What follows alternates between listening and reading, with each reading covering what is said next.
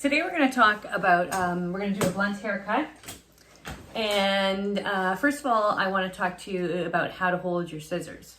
So when you hold your scissors out, you're going to put your ring finger in the top, your pinky in there, and your thumb in the bottom. Your thumb does the whole action for the hair, okay? So the other blade moves and the other one stays in one place, stationary. When you are not cutting hair, you do not want to have your thumb in the comb holder. You want to palm your shears. And then you hold your comb with the same hand as you hold your scissors with. So I kind of say like a duck billet, like, you know, to remind yourself. So it's ring finger, pinky, thumb, and palm your shears and duck bill. Okay, so we're gonna get started here. And we're going to do a little blunt haircut. I'm just going to move this up a little bit so that you can see.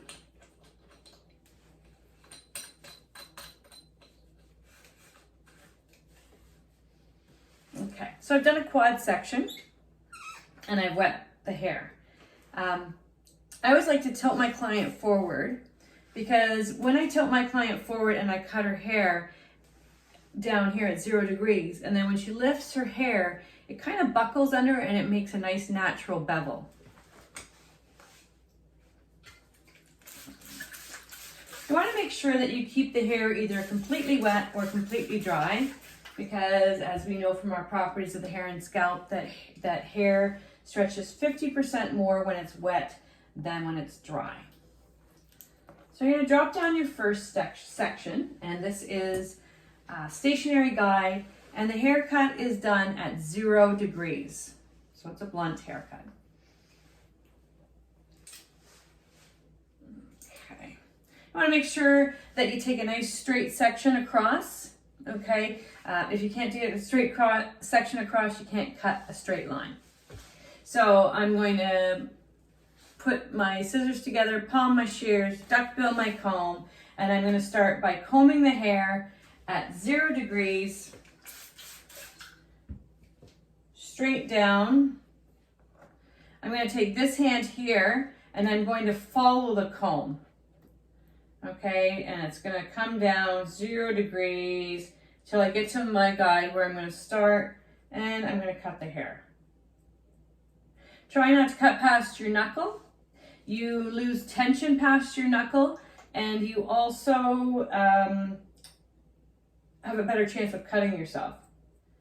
A lot of times when people are cutting the hair, so first of all, I cut the middle part, so I call that A, and then I match A to B, and then A to C. So I can try and think of my sections in 3 sections here, 0 degrees. Then I take the hair and I make sure before I go any further that I have even on both sides. Okay, so there's my first haircut, there's my guide. Drop down my next section. You don't put your comb down, you have your comb and your scissors in your hand the whole time. You can put the clip back in the hair instead of on your pocket, which I just did.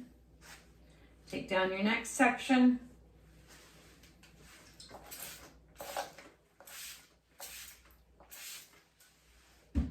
And again, you're going to start in the middle at A.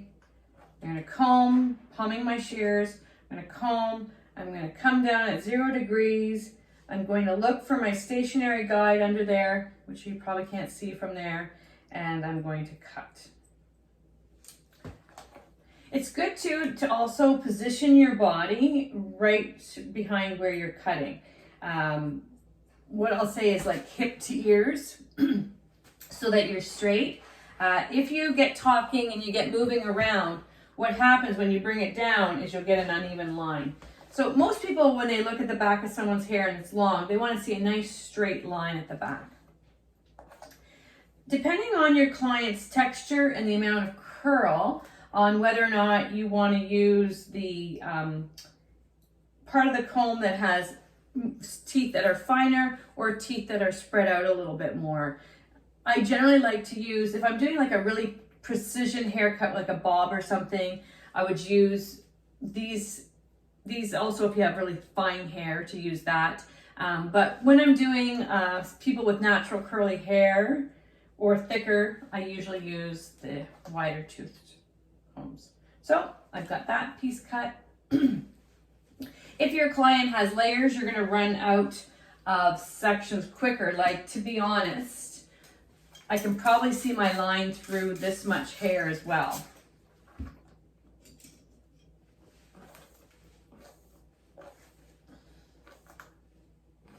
I'm making sure that I'm combing it all back in the direction so that it's all coming back. If I have a client who wants to go more like a round hairline, then I would do that differently as well. But generally, people like it just cut back. So again, ring finger, pinky thumb, palm my shear, duckbill my comb, coming down. Making sure that I'm staying at 0 degrees. It's kind of hard on a mannequin because they don't have any shoulders or a back.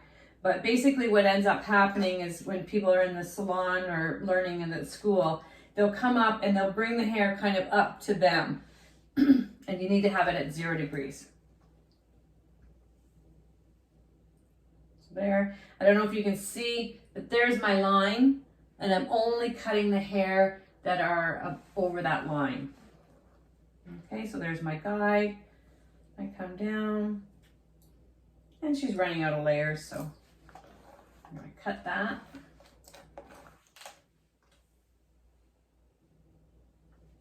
Nailing my feet to the floor so that I don't move around and get an uneven haircut. It's also hard when people first start learning how to do this too, because you want to make sure that you're keeping all that hair into your hands, and that's difficult at first. So 0 degrees. I've got my scissors palmed right now because I'm not cutting. I'm checking to make sure it's even. Yeah. All right, now I'm going to transition to the side.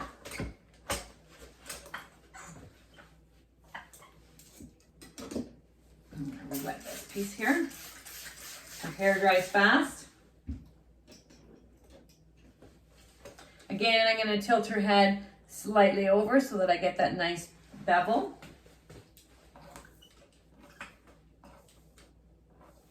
Looking to see combing. A lot of times people's hair is already shorter in the front than it is in the back. So we're just making sure. You want to comb your client's hair as soon as she sits in her chair and have a visual anyhow, because you just want to make sure that you've checked everything out before. You want to make sure you've checked any whorls or cowlicks or any funny growth patterns. Okay, so the hair that I cut at the back here is now this corner piece right here behind the ear. That is going to be my guide for cutting the front. So I'm going to take my section, I'm going to take half that hair out, put it up. Here's my little corner piece at the ear here, and then I'm going to bring over. Some people, you want to be careful too with some people's ears if they really stick out, or if you're doing like a bob or something, it would be more noticeable. So sometimes people will like take their section and then they'll just give a little press there at the ear to make sure that that's not. And you also want to watch your tension. So here is my A, and I'm going to come across at 0 degrees and finish off my haircut.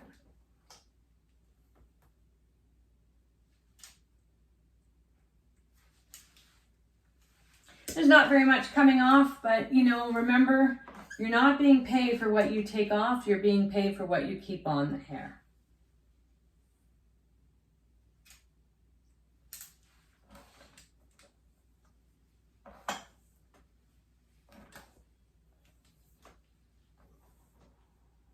Gathering the hair up, keeping it 0 degrees, and just trimming the little hairs that are over top of the guide. Okay, now I'm going to come around to the other side and complete the other side.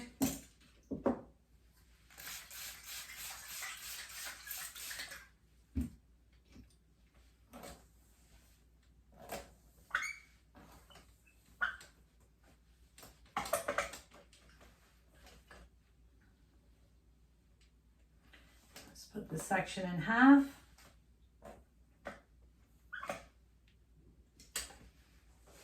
Make sure that my client's head is on a slight angle. Palming my shears. And again, I'm taking that corner piece right behind the ear as my guide. Nailing my feet to the floor. And I'm coming across and matching A to B at 0 degrees. Take my last section down.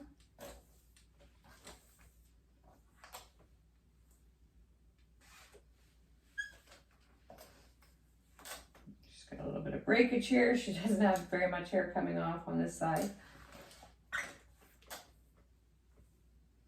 Give it a little check to make sure I haven't missed any little hairs.